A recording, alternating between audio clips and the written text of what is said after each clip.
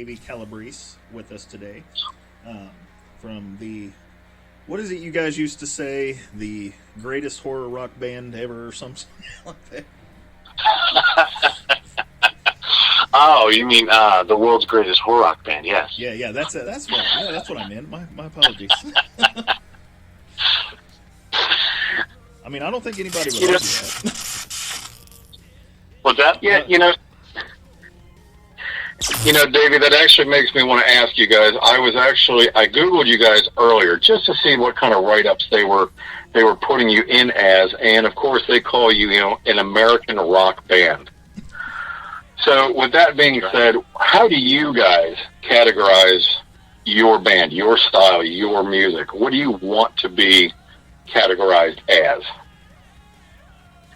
Well, of course it's a subgenre of a subgenre, but the overarching thing is rock and roll, and then if you want to go down deeper into that, then it goes into like punk and goth, horror, just all sorts of facets. We just jump all over the place. But if you want to give it a fun name, horror rock is the genre, or you can call it here we go. Vampire rock. Ooh. Yeah, I like that. I like that sound. Definitely more fitting. Cool. So, this is Justin talking now. Your guys' latest record, Flee the Light. I noticed that the sound and the style is very, it's mixed up on the whole record. You got some, the classic style Calabrese, super fast punk rock, but then you have some like typo negative sounding death rock, more post-punk, I guess, kind of sound. What was up with that? Well, yes, Flee the Light, our platinum-selling album. Well, we've always loved Type of Negative. Type of Negative's always been an influence. It's just we got better at our instruments, and we're able to figure out how to make music that sounds like that. So, and also, like, goth stuff has always been rooted. This is the classic case of, like, learning instruments and knowing how to do it better, and just, like, taking, what you would say, taking chances and experimenting with sounds, because our frequent collaborator and friend, our producer, Mr. Bob Hogue, he wanted to put synths on there, but he was unsure if we were like down for it, because one of our subgenres is punk rock, so it's like, do you want to like pretty that up? And we're like, hell yeah. So we started, we dabbled a little bit in Born of Scorpion's Touch, and then last we like gave him a little bit more reins, like some synths at the beginning, all sorts of stuff, and then we're like, hell yeah, man, just put as much crap on this as you want from Flee the Light. And he's like, okie dokie. So that's what we did, and there you go. It's just, we'll take you to the left, take you to the right, and then up and down, all sorts of places. That's a fantastic way to describe it. So you mentioned Born of the Scorpion's Touch. That album was like very mature, I guess you should say. It's yeah, like listening to that record and then going back and listening to like 13 Halloweens, you can tell it's the same band, but there was just like more to it. And then with Flee the Light, it's like a good mixture of all that together. So that's I don't know. I'm just trying to say it's a badass record, I guess. Thank you. Very much. So all right, so you guys formed originally what year? Early 2000s, we'll say. Okay, so we'll say close to 20 years ago then. You're raising me. Well, before we got on the line here with you, Justin and I were talking about, the unfortunate coronavirus that's going around and people being stuck at home and not realizing how much tension there can be with actually not having a break from your loved ones, your kids, your spouse, and so forth. And now, amongst the three of you, having been grown together, career together, touring together, recording together, how is that, how can I put it? Has that ever had parts of being, I guess with any relationship, you have good days, you have bad days, but I guess I want to tip my hat to you guys. I don't know that I could have ever have grown up with a family member and done a full career with, and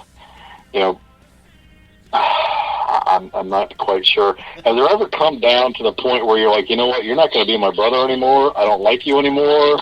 You're an asshole. I can't do this shit. You're an idiot, and mom never liked you anyway. So, you guys keep producing, and you guys are always on top, and you've been doing a great job, and just kind of makes me want to scratch the surface just for a second and find out, after all these years together, how are the brothers still at the end of the day?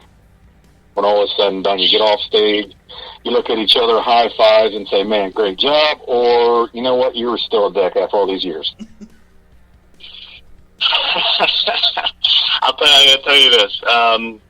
If we weren't family, we probably wouldn't be a band. Gotcha. This long. Right. Like you described, there's good days and there's bad days, and you could treat a friend a certain way, but then when you have a brother, let's just say when you have a, how to explain it? Let's just say you have a brother and he has this button and you like to press it for whatever reason. Sure. And it's going to cause problems. Yeah. So you kind of have to put up with certain irritations. But luckily we're all gifted, and we were raised by wonderful parents, and we get over it. And my dad's catchphrase is forgive and forget. And it's really hard to, but you got to do what you got to do. Right. Yeah, you read about it all the time, guitarists, internal turmoil, and bands are fighting, and a guitarist just halfway through a tour or whatever decides they're leaving. Okay, well, within a matter of hours or days, they've already got a replacement, and they're already continuing their tour. No big deal. But with the three of you, it's like, wow, that guy that just took over that's not my brother. That's, I think something like that would hit a lot harder than replacing a former, quote, just a bandmate. God forbid anything were to ever happen with the three of you. But, just, like I said, I tip my hat to you guys for being able to keep it together so long. I truly commend you guys for that. I think it's a great thing that you guys have been doing. So, congratulations. Thank you. I'm going to guess you have a brother? I'm sorry? I'm going to guess that you have a brother. I am a spoiled, rotten single child. Really? Yeah. My father remarried when I was 18, and to this day, he has since divorced, but he married with a woman that had two daughters of her own. So I became a big brother to two stepsisters, both of which I love very much to this day, and consider them to still be my sisters. But no, I was raised alone. Okay. Yes. No, always wanted siblings until I was out on my own, and then just decided, nope, it was better off being just me. Yeah, and after being raised alone, I'm remarried, and between my wife and I, we have 8 kids. So now I can appreciate having been alone. Exactly. That's where that's where all my questions come in, and where I can say I commend you for it, because having raised 8 kids, I don't think I could have ever. Nope, not going to happen with me. Damn, 8 kids. 8 kids, yeah. People call us the Brady Bunch. I pretty much refer to it more as the Manson family, but yeah. That's more than Brady's. It's more. It's like the Brady's plus like 2. the Partridge. Yeah, there you go. Yeah, plus 2. Yeah. Yeah, exactly. So anyhow, when Corona is all said and done and the dust clears, what does the future hold? You guys making plans and arrangements now for the future then? Well, so you know how like a bunch of people are like, oh, we're like postponing our tour, or the tour's canceled, or like, and then everyone's like, oh no, and then like blah blah blah blah blah. Well, we were balls deep in planning a freaking tour, dude, and we didn't even get to announce it. To then say unannounce it to get the pity. So no one knows that we had something cooking, and but yeah, that got freaking stubbed out, and yeah, and it's like really up in the air for everyone else. And I'm worried for a bunch of friends that are like saying they're gonna go on tour. I'm like, oh no, like hopefully it's gonna be fine. But I have like this feeling it's gonna go all the way into 2021. Now, how do you feel though? Like that'll help. I've been thinking about this a lot. How it would help actual record sales, because without live music, which a lot of bands depend on, to me, thinking, well, maybe record sales will go up because people still want to hear it. Do you think that'll help out in that aspect? Well, welcome to the internet. I'd like to hope so. I'd like to hope so. And whoever's listening to this, buy our merch. So CalabreseStore.com. I'd like to hope so, but like going on tour really like. Because when you go to a show, you're like, oh, I want to get a thing. It's like a souvenir. So like, it's like a different experience. A different experience, and like people are willing to shell out to more money. But I'll explain this. I hope so. Like people are having to get creative. And, I see a lot of, like, live streams and, like, what else? I don't know. Like, probably, I would assume more people are, like, streaming more music because there's, like, more. I don't know. We're in it. It is definitely something that, as a touring band, it would definitely, it's something to be like, okay, this has got to balance out somewhere. But I see what you mean with the I don't know, because it's a tough one. I would like to think people are like sympathetic to musicians, etc., and they like buy our merch or buy more of our merch. But then again, everyone's got their problems, so it's like, would they buy our merch? I don't know.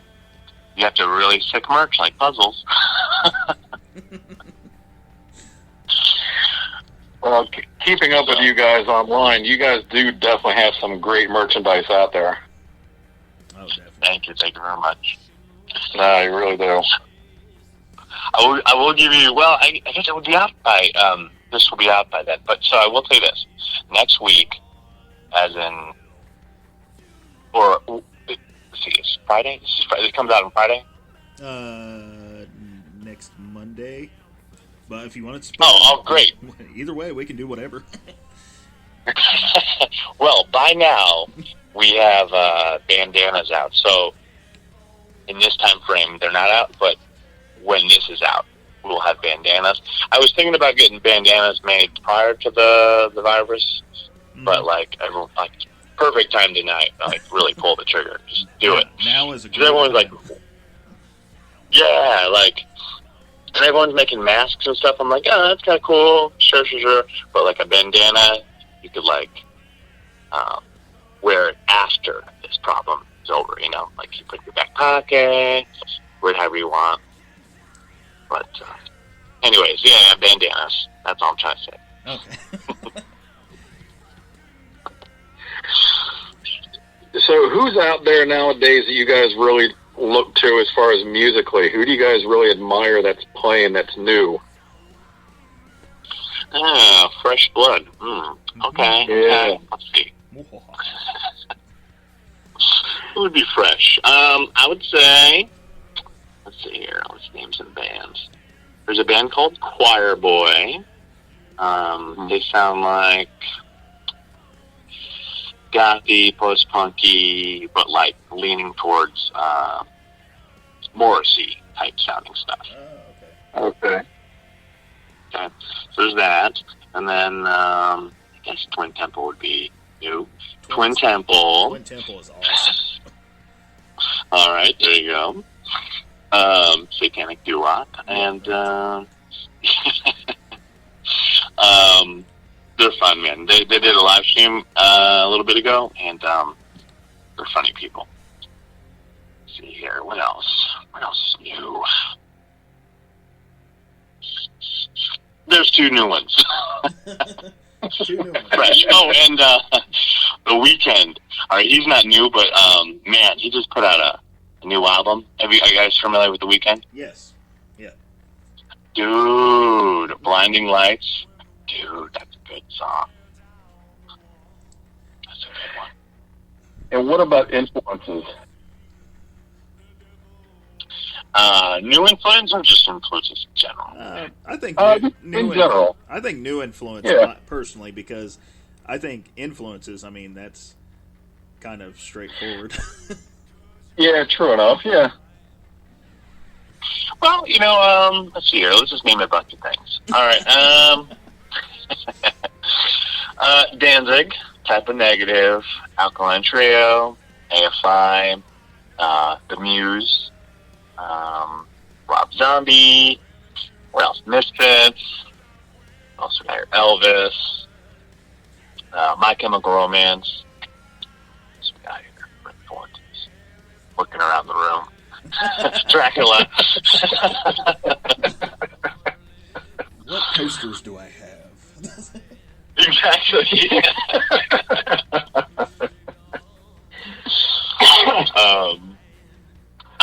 Just like genre, like the post-punk genre has a certain sound, so I like to pull from that. And Bajas, there you go. Yeah. Yeah, there you go. So, speaking of Danzig and Elvis, what do you think of this Danzig Elvis cover album?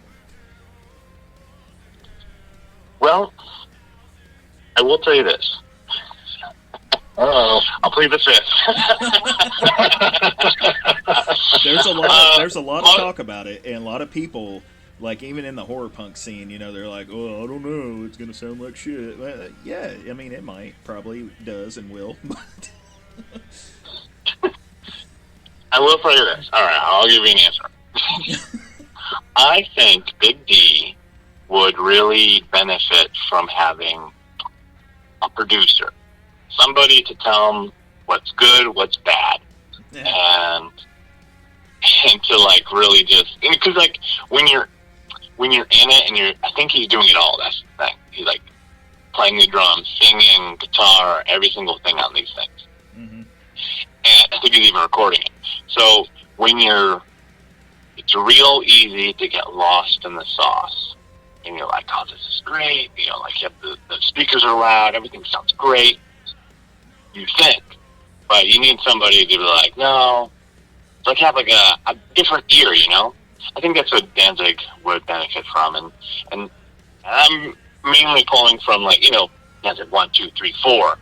He had somebody to tell him what's good, what's bad, right, whether he liked it or not, and I don't think he has that right now. So that's my answer.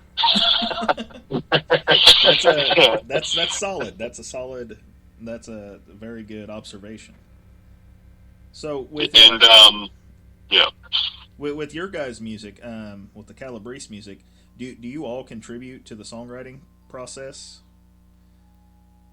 Yes. So how it goes is I'll explain this. So Bobby comes up with some sort of crispy riff, and it's just like really cool. And then I play like the drums to it, and then Jim adds the bass to it, and then eventually they put lyrics to it. There you go. D&D. Simple, so simple. I love it. And then, so you got like you go to a studio with something like that, like a rock and roll. It's like, this is cool. And then with our producer, like you go to the studio with that, and then like it comes out like something else, like amazing, because he adds all like the synths and the different little bells and whistles to it, and it's just like giving birth. There you go, giving birth to a new song.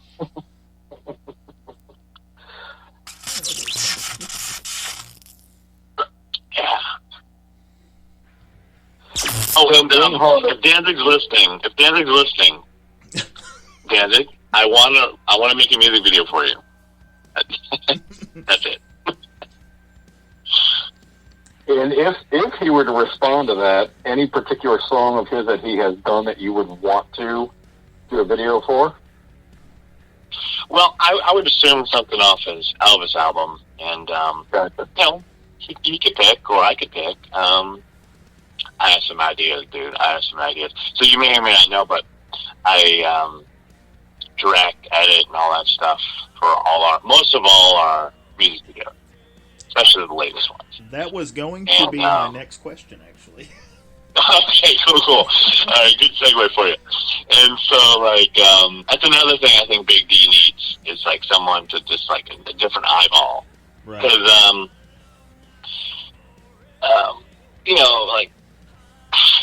I want to see Danzig. A lot of his recent music videos, he's not in it. Or like, it's like a green screen. And green screens are okay, but physical spot. Anyways, I have some sick ideas if it ever came to fruition. Well, then I've got to ask, have you been lucky enough to have seen his movie? I've seen clips. Okay. I've seen clips, and I know there's what is it? There's eyeballs on tits. Yes. Yes. Yep.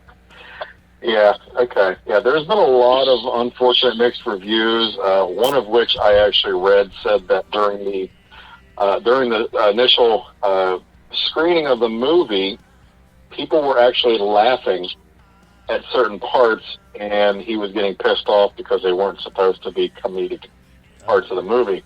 That sounds like that. Yeah, so, yeah, I have seen the majority of the film. I am, have been and always will be still a huge Danzig fan. I commend him for trying to make the film, but, well, let's just say to each their own. I'm just going to leave it at that one. Well, he's got that spaghetti western coming out, too. True enough. I'm picturing blazing saddles with vampires.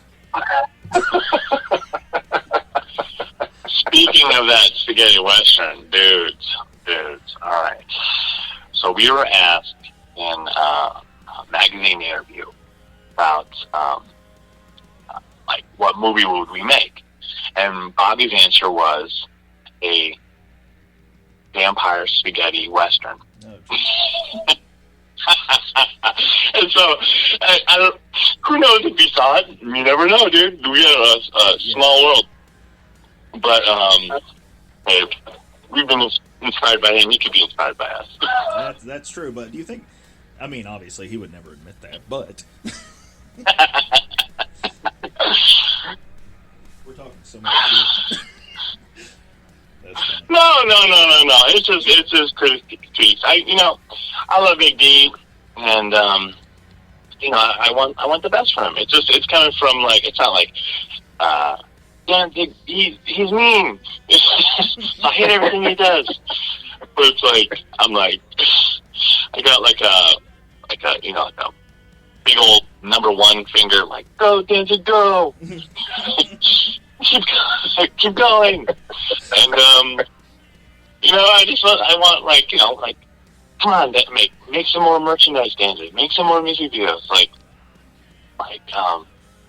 He needs someone to help him. Someone needs to tell him what to do, and I'll be that guy. See, that's the kind of thing you need on your resume.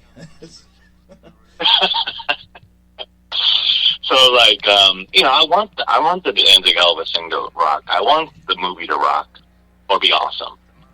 But this stuff is what it is. yeah, that's very cool. Yeah, sadly, I think it's going to end up the DVD will be on the die-hardest of Danzig fans' shelves, sadly. Oh, yeah, definitely. I wouldn't mind having it. Yeah. No, and neither would I. I don't know that if purchased, it would be there basically just to say, I have it. I don't know honestly if it would ever actually get put into the DVD player at that time. Yeah, maybe once. Yeah, when I'm in the mood for a good comedy, I guess. You gotta be able to form your opinion. True. Mm-hmm. Very true. Yes. Now, someone will love everything and someone else will hate everything. So, you're right. So what? Hey, my turn. Your turn. So, with everything in the world being on hold, are you guys, and even though you just released a new record, are you guys just gonna write another new record? Well, let's see here. We were talking about making an EP, but now that is kind of on hold because can't leave the house. Right. we're all in different houses, and I think Bobby has an acoustic guitar at his house, so I would assume he's writing some riffs here and there. Yeah, absolutely. We'll see what happens. Now, this is going to sound off the wall, but I had this weird premonition the other day that I was listening to Flee the Light, and okay, so y'all use woes like crazy. We all, in the horror punk world, have to. But I had this image of you guys doing the Simpsons song, but with woes. Okay. I'm about Simpsons. I mean, that sounds fucked up, I know. But I was just thinking about it, and I was just like, oh shit, dude, they have to do that. Just a thought there, just a thought. Yeah, alright. On the next album.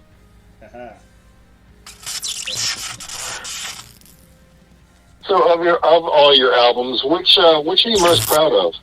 Not to say anything was, awful or anything of that in your eyes, I would assume, but which one are you most proud of that you guys have done? Latest is the greatest, baby. We believe. No, it is a solid record, and I really wouldn't, blame you for saying that you're proud of that one, because that is, just start to finish it's just like perfect.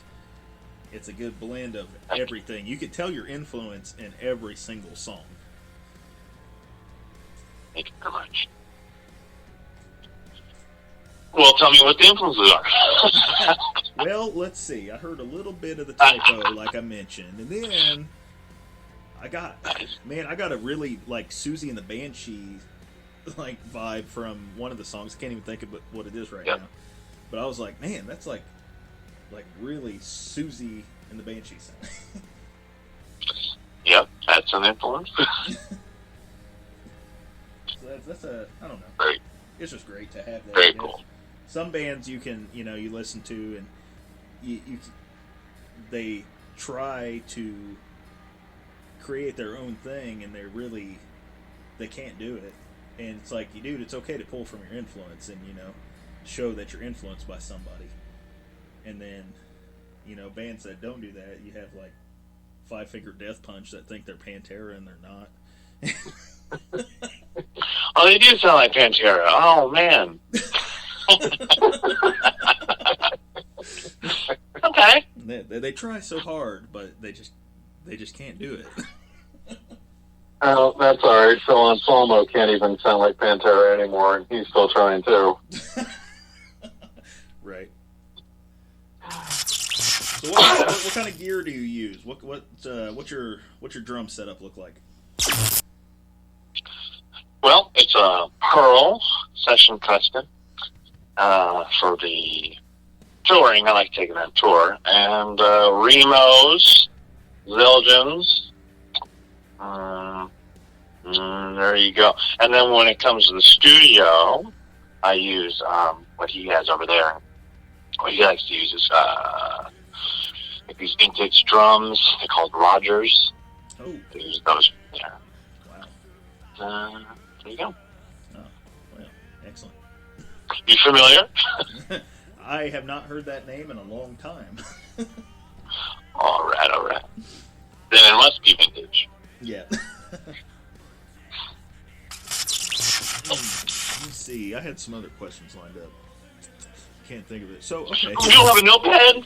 Nope, I don't. I usually just try to wing it or memorize things, and that doesn't always work out. But I remember you had a question about music videos. oh, I did. Yeah. So you answered that. So this record has almost a video for every song. Not almost. All of them. All of them. Every single one. Oh yeah, all 11.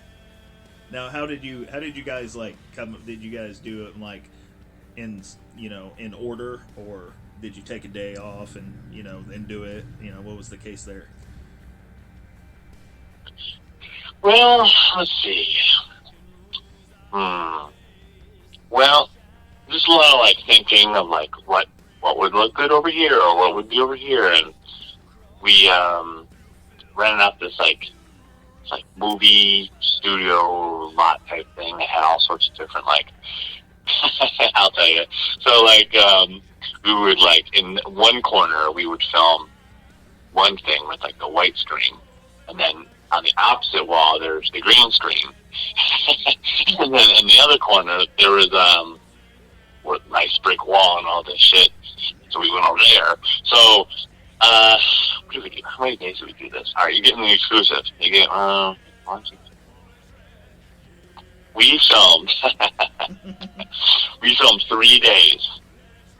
Okay, for 11 videos. So, but like really long days. Oh wow! Wow. And, yeah, we were like filmed really fast, and so I'm editing it. Oh, I edited them, so I knew what I wanted. So like, I didn't have to like retake a whole bunch of crap. Just like, that's good. Just keep going. So, Gotcha. there you go. So do you have a crew of people? Because obviously you can't video while you're playing. Right. Yes. So our frequent collaborator when it comes to videos, his name Andy Hartmark. He also takes our photos. So what does he classify as? Cinematographer, yes. That's the word. Cinematographer, yeah. And I'm like, oh, do this, and then he has some great ideas sometimes too, and let's go from there. And then he hands me the clips when he's done. Excellent. Well, There you go. It seems like you really you got the eye for it. So even if Danzig or anybody else is like, hey man, we need somebody that can do this, Thank you. that would be great to Do you have a favorite? Oh man, I don't know, because like when I watched them, I was like, it was like watching them like a movie straight through. You know what I mean? Nice. Yeah, it was like watching a movie straight through, and I'm just like, it's an album but a movie. And that's nice. That's what I was going for. That's cool. Oh, really? Well, great. Yeah, I really like that, and that's something I feel like is original anyway. Because if you can do that, because we all like movies and stuff, and if you can do that, I mean, shit, that could change albums altogether. Thank you very much. Yeah, I was aiming for like if you watch them all in a row, it'll make sense, and then if you watch them separately, it'll also make sense. Right. Kind of like a mix and match, choose your own adventure. Um, they all vaguely tie in together, and Right. yeah. Or like a puzzle, you can be like, wait, that doesn't go here, that goes here. Right. Here you go. For the both of you, who do you think Goatman is? Oh man. So Ooh. I was thinking Jimmy. Okay. That's what Yeah. that's what my thought was. Yeah. Totally totally wrong. Right? I'm not going to tell you. Oh. Okay. I just want to see what you think. Yeah, I was thinking Jimmy. Has that build. Cool. That's fun. Oh man, I don't know. I'm out of questions. What do you got?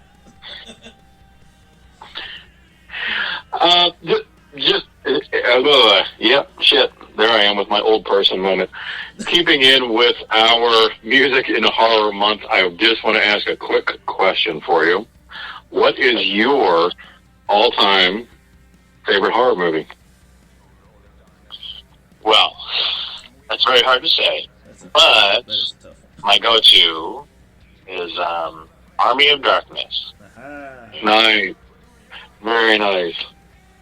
Yeah, that is actually a hard... Yes, it's got a nice round everything to it. Yeah, it's got Bruce. Be good. Now, what about your favorite horror rock record? Go all the way back to now. Ooh. I'd just say early Misfits in a whole. Let's just say all those albums, you know. Oh, okay, so Walk Among Us, Maybe. Collection 1, Collection 2.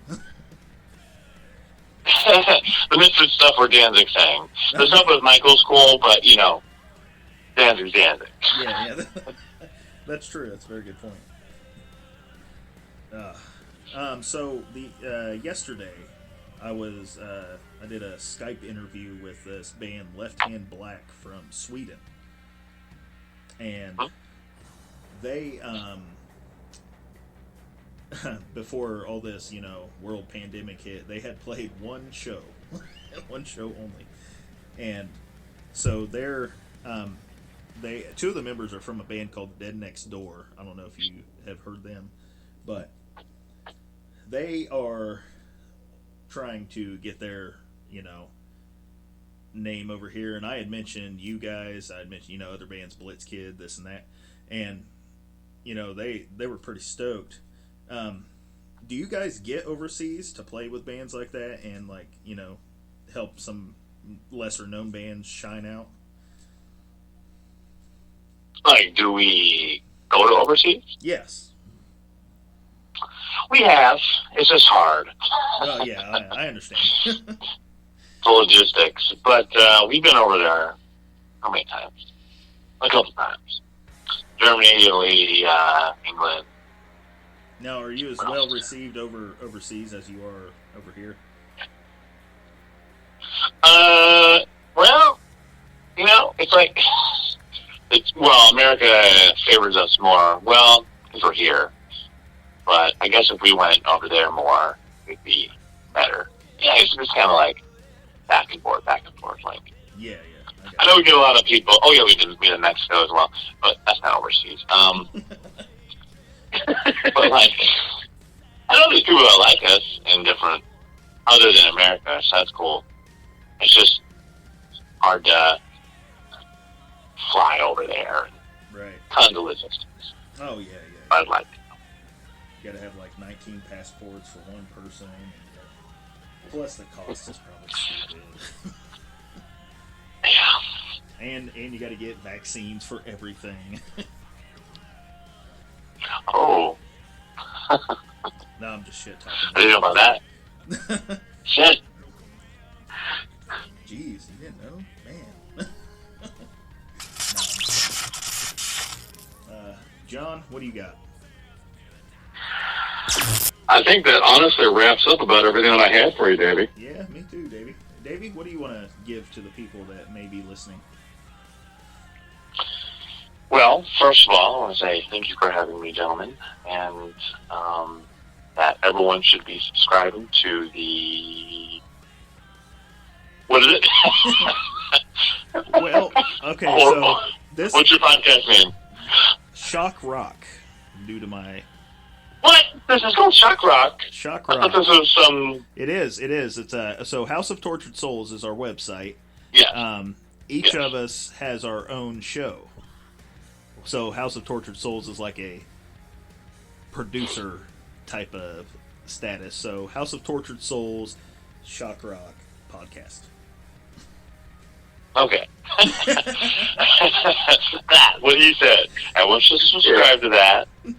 And also buy our merch at calabrese.com, or super easy, just look us up on YouTube and Spotify and listen to us there. Watch us there on YouTube. There you go. Awesome. Davey, thank you so much for your time, for joining us on House of Tortured Souls and Schock Rock with our Music and Horror Month. Again, this is John and my partner in crime, Mr. Justin Schock. We want to thank you and wish you guys all the best, and definitely be safe and keep in touch with us.